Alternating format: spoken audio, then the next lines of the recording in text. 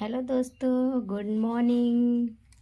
हमारे blog video में आप सबका स्वागत है। आज हम आपको जलेबियाँ खिलाएंगे। यहाँ पर देखो।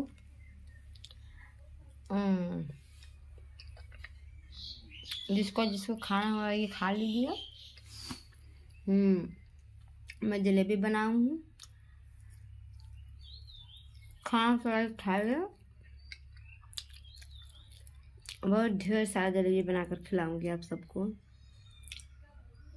आप बताओ कैसे हैं? ठीक ठाक हैं? हम भी ठीक ठाक हैं। बहुत गर्मी हो रही है, अंधेरा बहुत है हमारे घर में। बाहर चलते हैं हवा लेने के लिए पेड़ के नीचे। Okay, bye bye. वीडियो अच्छा लगे तो लाइक कर दीजिए। बाय।